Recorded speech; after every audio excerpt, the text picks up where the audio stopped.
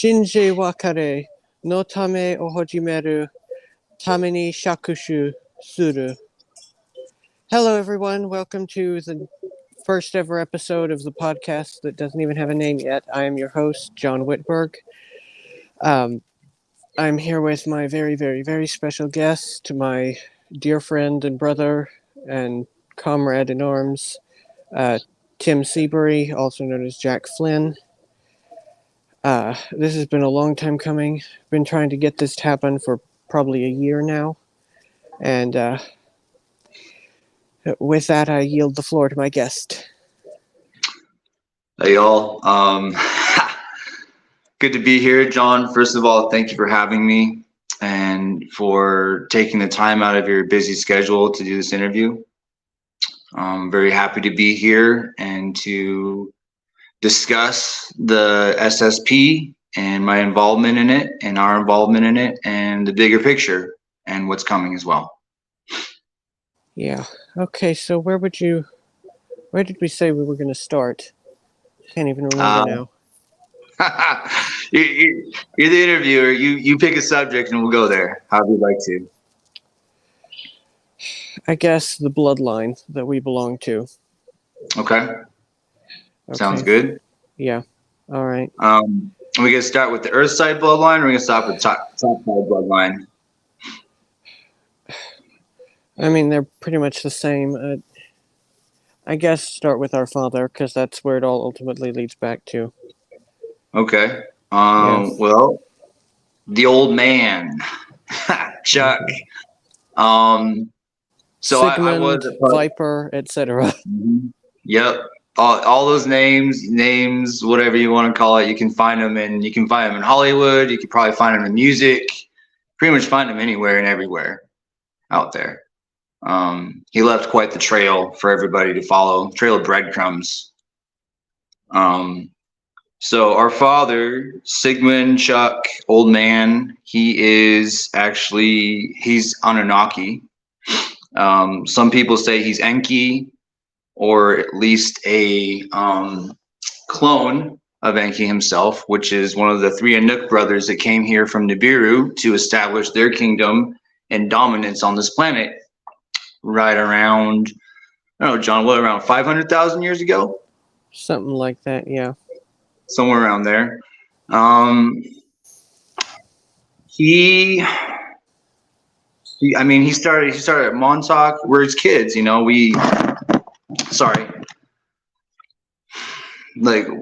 There's so much to talk about with him because he created us.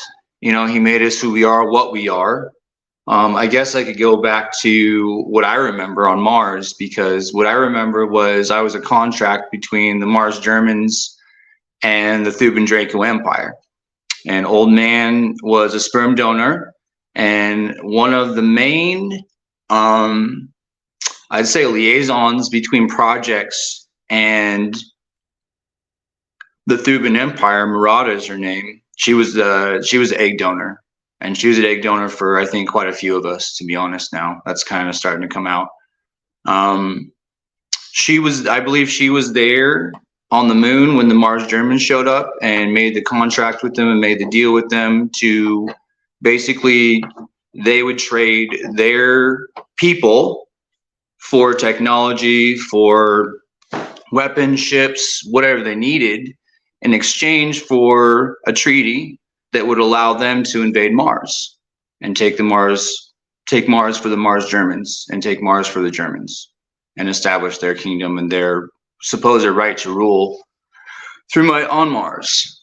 Old man was there. He made the contract too as well. And after that, after I was made, they put several different kinds of genetic splicing into my body. Several of those actually were, one of them was ancient Lyran, Draco, Anuk, so old man's DNA. I have Inanna's DNA, I have Lilith's DNA, I have Ares DNA, and I have Tyr's DNA. And they mixed a batch and made me what I am and who I am today. I was one of Murata's prize pupils, and she brought me up after I was put in an artificial womb. That's where I was made. And when I was born out of the artificial womb, I was handed over to a German wet nurse who actually I met and I know personally here. For about 7 years, and I was educated. I was given a Mars German education. I was taught how to fight, and I was ferried between a Draco colony on Mars and the Mars Germans, and educated back and forth between those two. There's a whole lot of details in there. One of those is I was taught the Katakari Ka, which is a type of martial arts. I was taught how to fight. I was taught how to adapt, and anything and everything you can think of, they put into me for education wise. Languages, cultures. I mean, they just put it all there. Yeah. I had a similar upbringing. I was brought up on Vega, not Mars, but it's a similar culture. I mean, they're both Germans. And by the way, we do talk to the person who taught us that martial art. We know who she is too. We do know she is. Yeah. She's quite something. Shout out to her. We forgot what I was. Oh, growing up as one of his kids, you remember those times he would pick us up and whisk us away to some incredibly extravagant location on a quote-unquote vacation? I do. I do actually remember that. I remember one place in particular, Johnny took us. It was a beach, and I think it was here. I think it was Earthside, but it was very nice. I remember playing on this beach. I don't recall. I think there were us siblings. Us siblings were there. I remember a girl. She was blonde. She was little, like 3 or 4. She had a ponytail. That's where I remember going with that to that beach. But on one side it was a long jetty. On one side there's these really big waves coming down. On the other side there's like these little waves. And I always wanted to be the kid on the big side waves. Yeah, I remember that too. That was interesting times. Mm-hmm. Interesting times, and there was always. But the thing I remember most of all, there was always a caveat to it, I guess you could say, where there was always someone there that we had to be introduced to continue our training, or there was always something, Mm-hmm. It was never just. Nothing was ever just what he said it was with that person. Mm-hmm. No, never. Nothing is ever as it seems, because he had a political angle as well to play between the brothers, because the brothers essentially, when they came here, they established their rule and their reign of what we have today. Everything we have today on our world. I mean, culture, music, food, building, religion. This is all Inuk based, and they brought it here in their quest to rule this planet, because their planet was dying at one point, and their atmosphere had completely just was going, and they needed white gold to be able to see their atmosphere to save it, to save their atmosphere. So they came here and made us essentially as a slave race, absolutely as a slave race, against protocol and against pretty much all the laws of the universe, in my opinion. They're the original colonizers, the Inuk are. Yes, absolutely.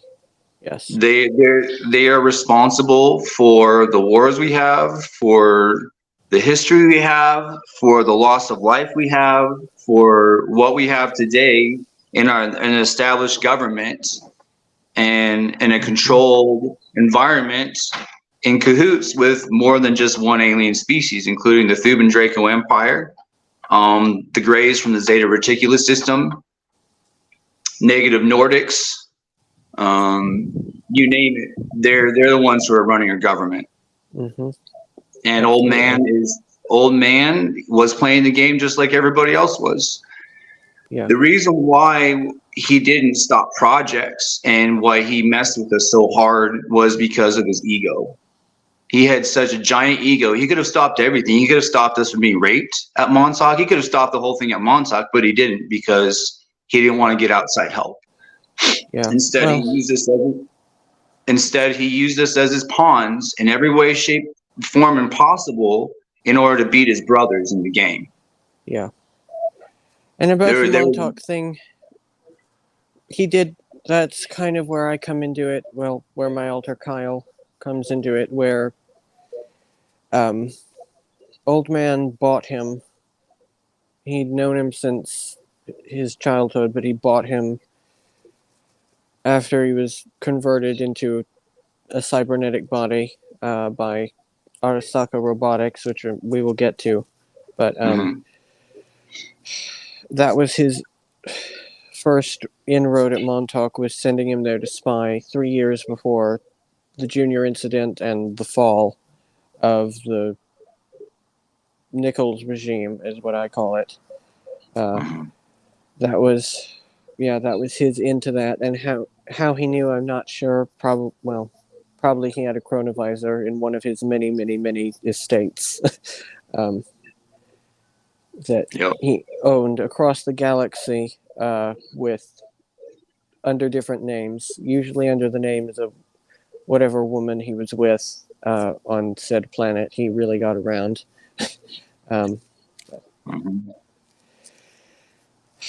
So, yeah, that's how that goes. Yep. Yeah, there's so I think I'll share one of my very earliest core memories of Old Man. I shared them in my other interviews, which you can find on Prime Declassified under Jack Flynn, Ultra Soldier.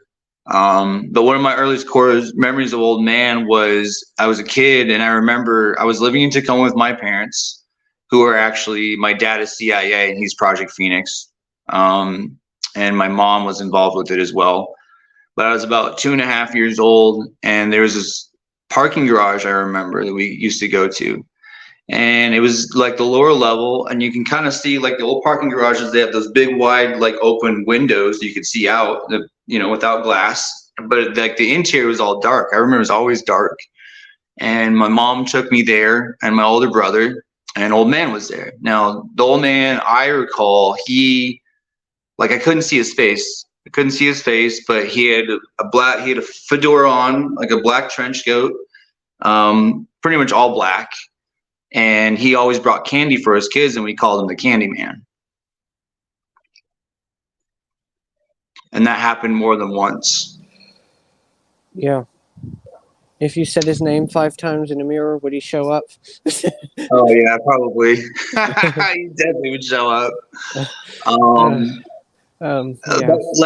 Like I said, it was all a political game. I mean, in my opinion, Old Man was the lesser of 3 evils, though.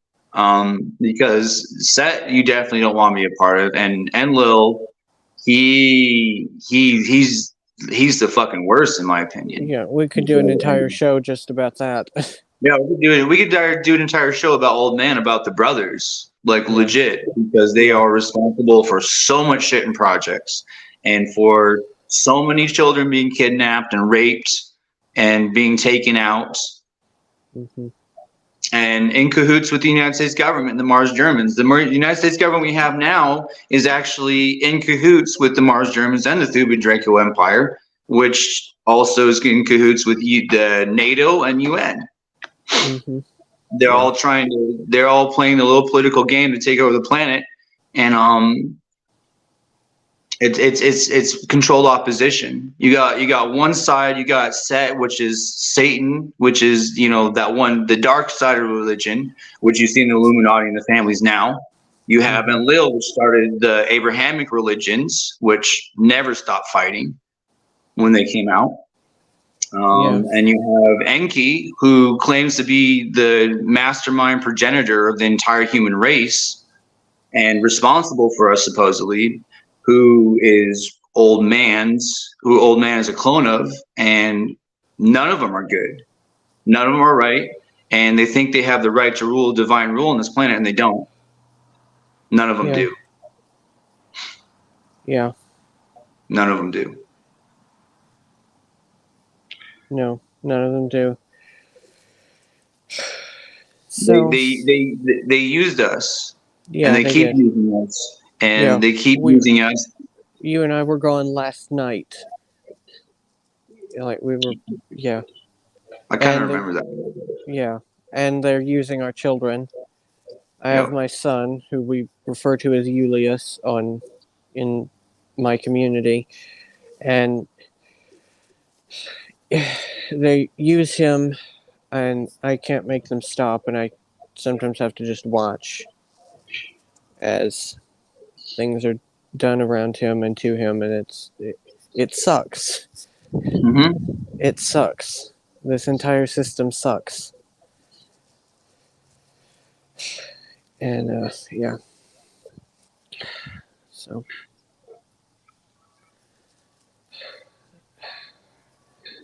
it's a long time coming for the reckoning, and I think we actually now are on another timeline. I think we switched over to another timeline.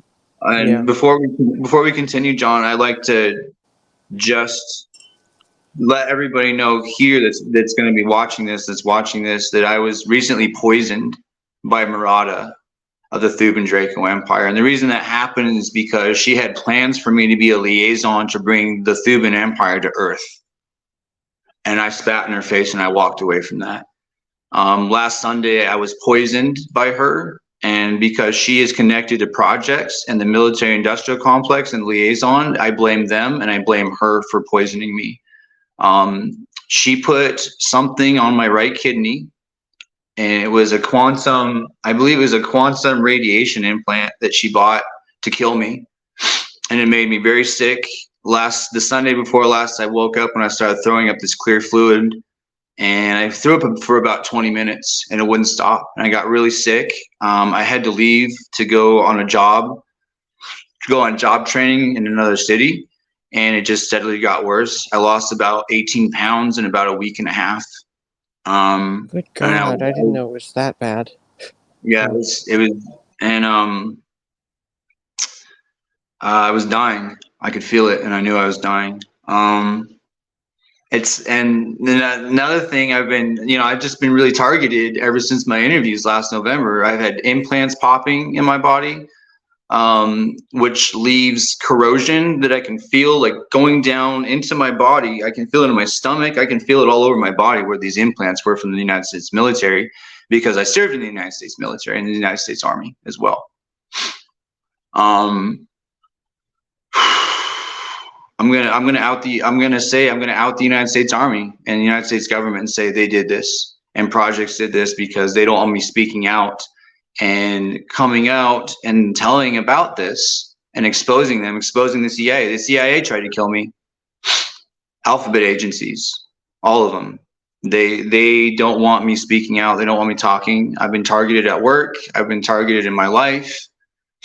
A lot of my friends have been targeted by Murata and projects, and the time for that is done and over with. Hell yeah. The only way that we're going to win is if the people rise up, and we have several allies waiting to step in. As soon as the people step up and stop taking shit from their governments and stop taking shit from the Thuban Draco Empire and the Mars German that run the United States government from Project Paperclip when they took over in the 50s. That's the only way. Is if the people stand up and rise up and say no more, and tell the government to fuck off. Pardon my French, but that's the only way it's going to happen. Yeah. And right now we are in a slave rebellion on this planet against the Anunnaki and against the establishment, and they are starving people out. They're making the economy worse. They are burning Texas right now. Almost 1 million acres are burning in Texas right now because Texas stood up and said no more to the United States government. I'm going to make this very political, John. I'm just going to let you know that. Because politics come into it when it comes to these brothers, because they think they own the planet, and because they lay claim, and because they think they have a genetic lock on our code, a genetic lock on our DNA codes that they created, and they think they patented it and they own it. And there's nothing in the galaxy that says that anybody can own life. They might have a council, they might talk about it, they might say it's divine right to rule, but it's not. None of it is. And their time up is here, because they have the people that suffer the most are the elderly, the women, and the children on this planet. And the Anunnaki, they started the male domination, the whole male domination. That's Anunnaki. They think that they consider women their property. Like, they're not nice to them. Like, people think, yeah, the Anunnaki, they created us. No, dude, they created us, but they also gave us the connection to source, which was one of their biggest mistakes. So now every so often the people rise up against them and try to overthrow them, but they come down and they just wipe us out every single time. Yeah. With their technology, with their tech, with their whatever else they carry with them. And it's pretty advanced tech. They can cause floods, they can cause earthquakes, and cause volcanoes. I mean, there's 4 weather modification systems on this planet that do this. And they also have satellite-based weaponry that can do this, and earth-based weaponry that can cause earthquakes and with the tectonic plates. Yes. So essentially, they are our overlords. And the only way for us to overthrow them is if people actually start getting after it like they're doing now. And Trump is controlled opposition as well. He is the New World Order. The old world order is what you see as the Rothschilds, as the 13 families that you see in the public eye. That's just a distraction. There's another 13 families out there that actually run the real shit. And those are the ones you have to watch out for, and the ones you really want to get after. Yeah. Shall I name them? Yeah, go ahead. Name them off. Tell it all, John. Kruger, Marshall, Arasaka, Chan. Gosh, I'm already struggling. Algorov, Roundtree, Emmerman. Let's see. Oh gosh, I should have written these down. But Orsini, Vespucci,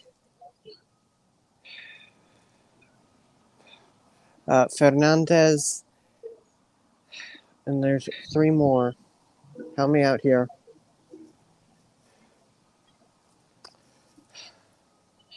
Kim, and 2 more that I can't think of. Sorry. No, that's okay. Yeah. I don't have it memorized either. That's 11. That's 11 of the 13. Write those names down, people. Research them, and you'll find there are a lot of people, particularly in entertainment, which is interesting. Particularly in entertainment and in finance. Don't look to politicians, look to entertainment and finance. Yep. There are music, there are movies.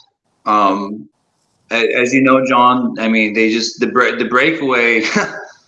Well, Disney, he was part of the breakaway. He's part of the whole situation with the Freemasons. The whole Disney thing. Well, that was part of the programming they did at Montauk.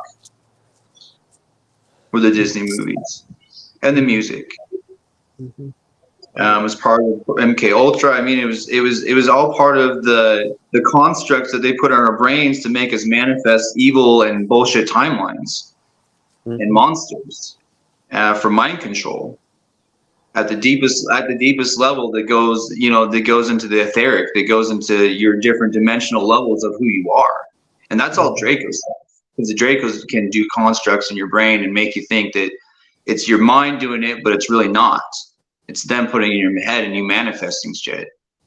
So you can manifest just about anything, especially being at Project Montauk and having time points that they use to time travel with to different wars and to influence the timelines. It's almost like there's nothing new under the sun. Like, they keep doing the same thing over and over again. And people are watching this. It's probably going to be a lot of projects, so they know about this stuff. Yeah. The thing is that the Anunnaki, old man, Set, and Enlil, they're not our friends anymore.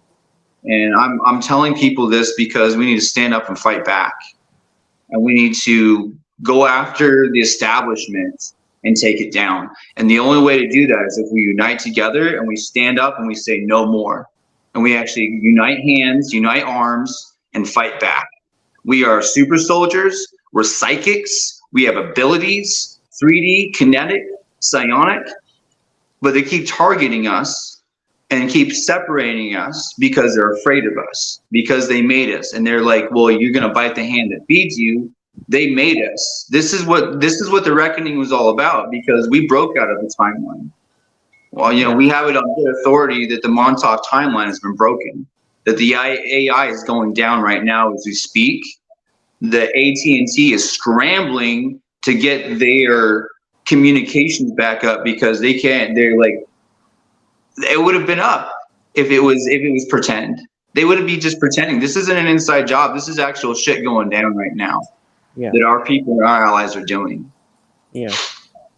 There's people I really wish could have lived to see it, but because we've lost a lot of good people over the years. We have lost a lot of good people, and those people will never be forgotten. Yeah. And those people will be memorialized for eternity. Yeah. For their part in the fight against the establishment and against the Draco and against the established empire that they put on this planet to control and to keep life just basically cycling through, because Earth is crucial. Earth is crucial to the Draco and to the Black Sun and to the Mars German and to the Fifth Reich to keep the universe, to make the universe go dark from the Lyran Wars. Because this is really the bigger picture. The bigger picture is this: the Anunnaki came here 500,000 years ago and established their way of rule. And this was after the Lyran Wars happened. The Anunnaki were actually more Lyran based, and then they started hybridizing with the Draco because it made them stronger. It made them, they liked the technology. They basically compromised an entire race. And this is the end result we have today over the course of 500,000 years in time travel. And the Time Wars and the Time Loops and Atlantis and the Lemurian Wars, the Crystal Wars, Tiamat. I mean, you name it, it's there. Yeah. Menzies and Bin Laden, those are the last two names. Ah, there we go. Good one. Nice. Yeah. Nice. Yeah, Interesting. Did you say Bin Laden? Yeah. Oh, that's a whole other belt, huh? Because Osama bin Laden, he was a CIA plant, and he was a reason why he was a given reason why in the media for us to invade overseas in Afghanistan and to go back into Iraq. Yeah, he was a CIA plant, and he's still alive, by the way. Oh yeah, he's definitely alive. He's probably sipping fucking Mai Tais and Bora Bora right now, just chilling, kicking it, having the great life. Probably gonna. I hope he shits himself when he sees this show. Yeah, me too. Osama bin Laden. Just the whole Two Towers. That was an inside. We all know that was an inside job. Everybody knows that. The thing about these inside jobs that the government does is it's just a show. It's a diversion away from what we're supposed to be doing and looking at, and that means Project Mockingbird. It's the CIA trying to control the population to the point where people manifest what they see on TV, and we just get stuck in these time loops because there's so many opinions about what's going on out there and so much misinformation in the media and in government and military that people have no idea what's really going on unless you've been a part of it, unless you've seen it firsthand, like we have in the projects in Montauk, Project Monarch, all of them. Solar Warden, Nachtwaffen, Looking Glass, Project Amethyst, etc. Etc. Go down the list. It's there. Yeah. And we all know it in the SSP. And the public needs to hear that the government is not your friend, and they will continue to use you. Even if Trump came in, that's still the New World Order. That's still the families taking over. That's still the Draco in control of our planet. That's still the Anunnaki running shit. Yeah. Because it's gonna be the same monetary system. it might go digital, but it's still going to be controlled by somebody above us. We're not going to have any say in who our leaders are, like we never have. The electoral college is a joke. And this is how I know, because when I was in the military, I joined the military when I was 20 years old. And I joined in right after 9/11 because I believed in patriotism, John. I believed that we were doing something good for our country by invading another country and destroying it and establishing democracy, which is actually completely CIA and bullshit, by the way. Like, it's just a puppet government for resources. And a lot of the reasons why we know overseas in the first place wasn't because of terrorism. Terrorism didn't exist until the United States government made it exist, until it was real. We created Al-Qaeda. We created the Afghani resistance, like to fight the Russians in the 70s. Like, we did all of that. Like, they didn't make that. We funded them. We trained them. In fact, the Mossad trained a lot of those fighters. So did the Green Berets. So did the CIA. And now we claim that and all of a sudden they're enemies. I mean, for crying out loud, Saddam Hussein, he was trained at Cambridge. He spoke like 12 languages or something like that. This guy was fucking educated. He knew his shit. Yeah. And we used them. Yeah. We used all of them, John. There's no there's no excuses for what's happened. And the media just keeps covering it up and covering it up and covering it up and saying UFOs are real, UFOs aren't real. You know, when I joined the Army in 2001 after 9/11, and I went into METS and I had my ASVAB test, and afterwards I went into sign my paperwork, and instead of a sergeant major there was a major. He was a major, and you always have a sergeant major that goes over your paperwork that you sign with. Well, this is a major instead. He's an officer. And he told me, he said, "You want to serve your country, how would you like to serve your planet?" And that was my induction to solar warden. And I signed, I'm not kidding you, the paperwork stack that I had that I signed was this thick. Yeah. I'm not even kidding you. It was this thick. And I look back at that now, and the normal armed forces service contract is about that thick. So I signed, I don't know how many, for all I know, it could have been thousands of pages that we went over. Could have been, yeah. Very possible. Easily. I mean, top to bottom explanation and everything. And I said, yes, of course. And then they sent me to basic training. Now, basic training at Fort Benning, Georgia. There's an underground hospital complex there. And I was recruited out of basic training through various means into black operations. First of all, it was the Green Berets that came in. And then once the head assessed me, then they put me into black ops because I was too adept I was too adept and I had too many abilities just to go into the regular Green Berets. So they stuck me into black ops instead and sent me over to the underground hospital complex on Fort Benning, Georgia, to be prepped for off-world duty, basically is what they did. And they enhanced my muscles. They put me in dark rooms. As people talk about white rooms, I'm going to talk, the dark rooms were a little bit different because it was complete and total sensory deprivation. There was no sound whatsoever in them. They were padded rooms. You couldn't tell which way was up, which way was down, and then they would put people in there and you'd fight them, and oftentimes to the death. And this is how they kind of, after a while, your senses just picked up. And that is how they determined what team or group they'd put you in, and if you're going to be a team leader in Black Ops for off-world operations and Solar Warden. Yep, I remember that very, very easily. I remember those. Yeah. Yep. And so, and they put you in anti-gravity as well, and then they put people in there for you to fight. So you didn't know which way was up, which way was down, which way was right side up. I mean, this is all sensory, like ESP stuff you had to rely on to fight. Yeah. After that, they sent me into Solar Warden, and I began my Black Ops operations. I was part of a mercenary group Alpha, an Alpha team. And we went on what I heard last time was I was at 96 planets and some change, and not one failed mission. Not one. And we met up off and on throughout that. Yes, we did. And we, people need to understand, like, you and I have never been separated, really. and not fully. Which brings me to when we re-met in the here and now. You remember what you said to me? I do not. That was a while ago, John. Yeah.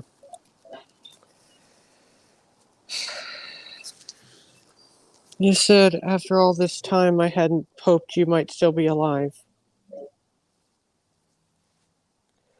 I do remember that now. Yeah. Yeah. Sorry to be all emotional, but like people, that's a No. part of this. And Jack and I are a family. Yes, we are. And yeah. Yep. So Been through a lot together, brother. yeah. And we're gonna keep going through a lot together until it's all said and done. This is, and I believe this is why we all met. All of us siblings at this time met back up as Iva's siblings in order to bring it back to full circle, in order to fight back, because we're stronger together and we're breaking out the programming, we're healing, we're kicking the hornet's nest, and we're doing a lot of shit out there. A lot of what people are seeing is in the world and in the solar system is a direct result of special operations teams doing what they're supposed to be doing out there. Yes. I'm not going to name names. I'm not going to say who's involved, but our people and our allies are involved, and we're kicking ass and taking names. Yes. Would Mars, as far as I know, is the resistance on Mars is taking back Mars right now. A lot of the Mars Germans have fled here, and I've seen them in person. I've seen I've seen the head of the ICC from Mars here. I've had the German High Command come to me. In fact, Heinrich Himmler came to me at one point and was just, I think what they wanted is to reveal themselves because they know what's coming. They don't want to be annihilated. They're asking for mercy is what they're asking for. And at this point, justice has to be served. There's no stopping it. Yeah. There's no stopping what's coming. The Vatican's going to be taken down. The city of London's going to be taken. The Pentagon's going to be taken down. Yeah. There's no stopping. There's no stopping the reckoning. And they saw this coming at the very beginning. They knew at some point that the timelines were going to end and the loops were going to stop. And they are scared out of their fucking minds because of that. And ever since they saw that, they've been part of that is why they've been looping us and distracting us and taking us and kidnapping us and using us. Every single one of them, because they don't want the time loops in, because they don't want to lose control over this planet of what they claim is theirs. And Earth is one of the most important planets in our galaxy. Absolutely. Because the Akashic records are here, and because most of the crust is made of crystal, which is a memory. And they use the spin of the Earth and the magnetics and the pyramids, which, by the way, weren't the Anunnaki's idea. That was Lyran. The Lyrans had the pyramids to begin with. Actually, it's progenitors, and they made crystal pyramids to begin with. And the Anunnaki copied that, and they basically turned our planet into a time machine. And started looping us, and Korea was a part of that. All these places that have these time machines, like Korea had a time machine on the DMZ, and that was what the Korean War was all about. Was ancient technology. Camp Greaves, where I was stationed at on the DMZ. By the way, for people who don't know, I was my MOS in the military was 11 Charlie. I was an indirect infantry fireman. I was stationed in Korea on the DMZ. And the 2nd Infantry Division, 1st Battalion of the 506 Infantry Unit. You can look that up. It's now back into the 104th Airborne Division after they closed Camp Greaves in 2004 for undisclosed reasons. It wasn't supposed to shut down until 2011. I was involved in clandestine operations on the DMZ with the military, with special forces. There was LURS D, we had Navy SEALs, we had Force Recon. I mean, the DMZ, the Korean War was all a sham. What everybody was seeing on the outside, that's not really what it was about. It was the whole Korean War was it was a proxy war between aliens. Yeah. Is what it was, and it was a proxy war between the Thuban Draco Empire and the Inuk, the Anunnaki or Nibiru, over control of this time machine. Is what it was, and they went back and forth. That's why it was on the 38th parallel. Like it went back and forth, and underneath Camp Greaves there was a whole tunnel complex that led to on the DMZ to this specific time machine, and they were fighting over it. And I was involved in an operation to go in to be able to take it out and to blow it up. And I didn't know about it at the time. I thought that the intelligence that we had at the time, 5th Group Special Forces came over here, over to the DMZ from Fort Campbell, Kentucky, and we went on a mission together after we had cross-trained with them on the M252 81mm mortar system, because that was battalion mortars. That was headquarters company, air assault. So everywhere we went on Blackhawks. We flew open door, map of the earth. We went on patrols. Oftentimes we would get in our helicopters. They would say lock and load, which means you lock your M4 back, you lock the bolt back on your M4, you slam a mag in there, and you close the bolt. That's locking and loading. So we would lock and we would load. They say lock and load. We get on our helicopters. We'd fly. You know, I oftentimes wonder where we'd fly, because most of the time is at night, and we'd be flying around for like an hour, 45 minutes to an hour and a half. And Korea is not that big. When you consider that the average speed of a Black Hawk that we were flying on was about 150 miles an hour. Yeah. Which means we could have been going to Laos, the Golden Triangle, fucking Russia for, I don't know, China. Yeah. Because the train Which is a thing I want to mention about the Korean War. There is an element of the Korean War which is to this day denied by the military, which is engagement with China along the Yalu River, Manchuria, which to this day is denied, even though if you talk to any Korean War vet, they will tell you that it happened. Absolutely happened. And it was... What that was about was the genetics of the Manchu people, who are... They're Lemurians, and they're the purest Lemurians, which is why there have been so many efforts by the CCP government to wipe them out. But there's actually a documentary about that, John. It's called Red Rain. Okay, I'll have to check that one out. Check that out. So basically, it was, I think it was a cover-up, because I watched this documentary years ago. It's called Red Rain, and it was about the Chinese government's harvest of their people. And there's this particular religion these people practice, and I think it was an ancient religion, actually. And I think it has to do with what you're talking about, John, with those people, the Lemurians. So basically, the Chinese government was harvesting this kind of practitioners of this meditative martial arts, or I don't even remember what the name of it was. You'll have to look it up. But they were harvesting their organs, and they had a 98 or close to 100% success rate of harvesting these people's organs and selling them over to rich U.S. clients, and their actual... The Falun Gong, I know what you're talking about. Perfectly.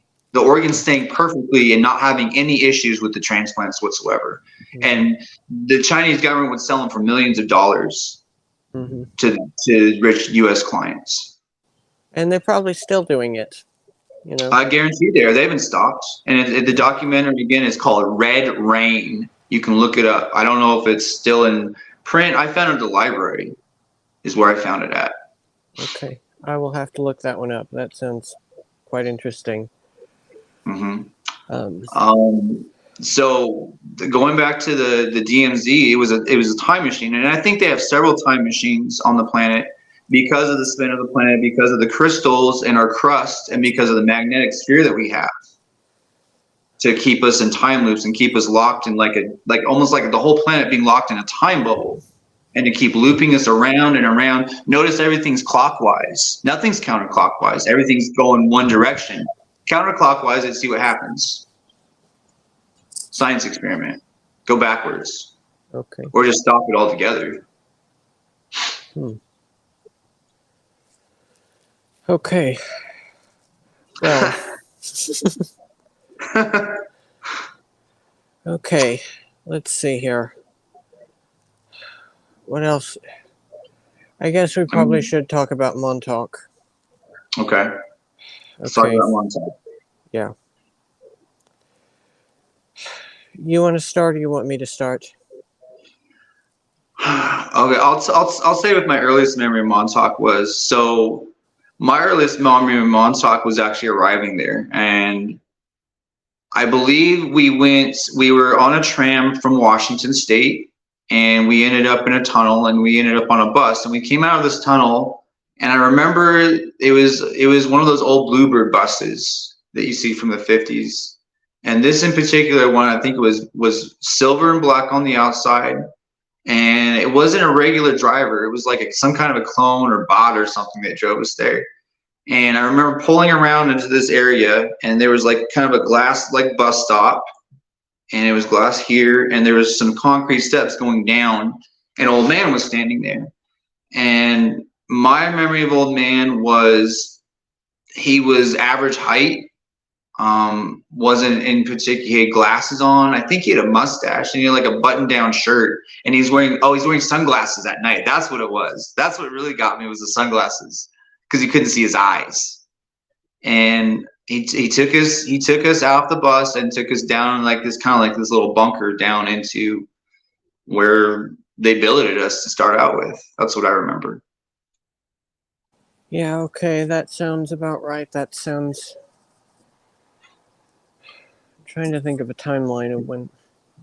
Would have had... I think they built that station in 71, or thereabouts, so yeah, probably about then. Yep. That's right. I remember meeting you. You were very young. Mm-hmm. I don't remember how young you were, but you were a kid. I was probably 14. I think I was about 2.5 or 3. I came in Montauk really young. Like it wasn't like the 5 years old everybody talks about. This was different. Yeah. Like I was probably 2.5, 3 years old. Courtney was there. Yeah. Courtney was there, and my trauma twin was there as well. I'm not going to name what her name is for protection. But she was there with me as well. She was from Washington. Yeah. Yep. That's what I remember. I remember most of that transport was extremely young, and I remember remarking on it at the time and saying, like, how are they expecting people this young to survive here? Mm-hmm. Which was the thing. They weren't. They were. And the few who did were pretty special. Mm-hmm. So, yeah. I can remember that. Let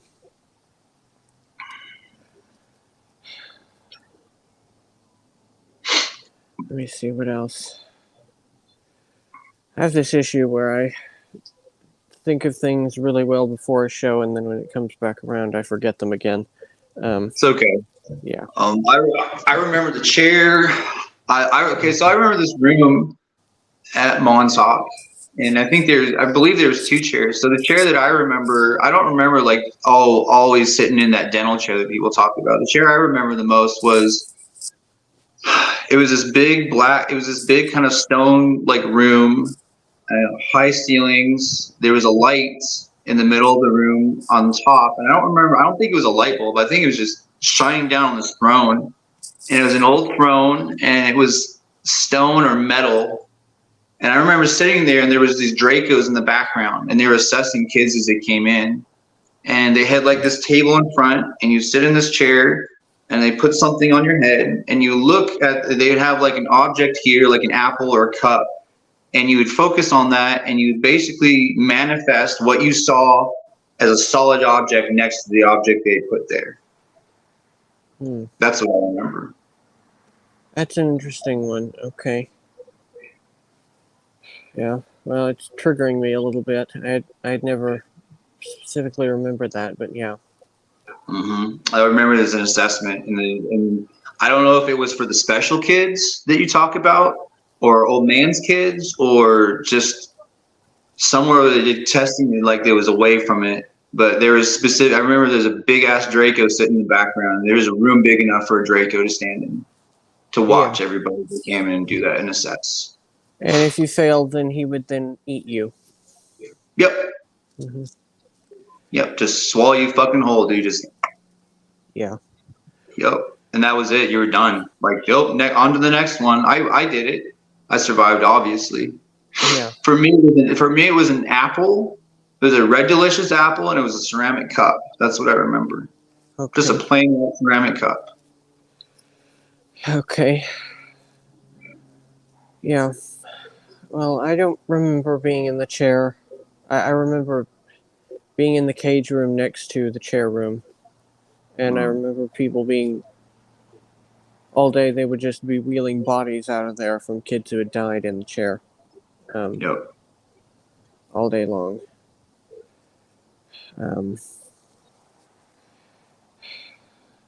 Slightly more pleasant Montauk thing. The barbecues. Yeah, I remember the barbecues. I remember... Was it? I think it was Stan's brother that would barbecue. Yeah. I won't say his name, but yeah, Stan's brother barbecue. I remember these specifically. Like, he had these tongs, and he would like try to goose people. He'd like be goosing at people as he walked by the barbecue, because you go out back of this house, and it was a white house, and there was these like steps going down the back in this backyard, and there's this big willow tree and this picnic table, and this willow tree was kind of hanging over this picnic table, and it was us siblings there, and we'd have these barbecues. I remember. And Stan's brother would be goosing people and making jokes, and we'd all just be laughing and sitting down and having a great old time. Mm-hmm. Like, that was like one of the, I think the best memory I have of Montauk was the barbecues. Yeah. And there was there was a big weeping willow in the back. Yep. And my trauma twin and I would sit under that, just sit under there and write songs. And I know a lot of those songs. I've found quite a few of them. But, yeah. And Montauk kids are nothing without our music. No.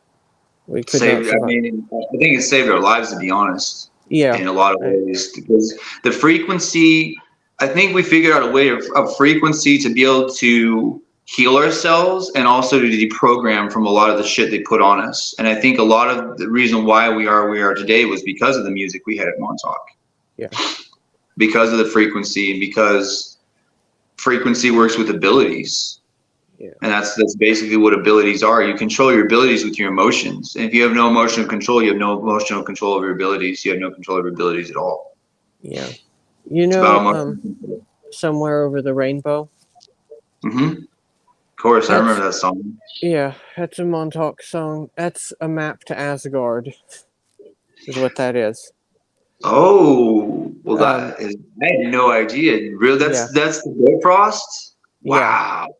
Yeah. Dude, I legit had no idea that was the Bifrost, bro. Like, I always thought that was just like a happy song kids sang. Because I remember hearing that song being sang at the Puyallup Fair when I was a kid, and there was this is probably cover memory, so I'm just going to say it. But I remember the Puyallup Fair, which is a carnival, big, like, whoop-de-doo in Washington, Puyallup, Washington, which is also where I was taken out at 7 years old for my Mars Marine tour in 1988 in a spaceship that looked like a ride. So I remember seeing this girl there. She was about 10 or 11. And she sang, she had blonde hair, and I think she had like this, like, it kind of was like My Little Pony kind of style. Like, I don't remember if it was in her hair or if she had like a ribbon or something, but she had these like many colors in her hair, and she was singing Somewhere Over the Rainbow. And she had the most beautiful voice to this day that I will never forget. That's very interesting.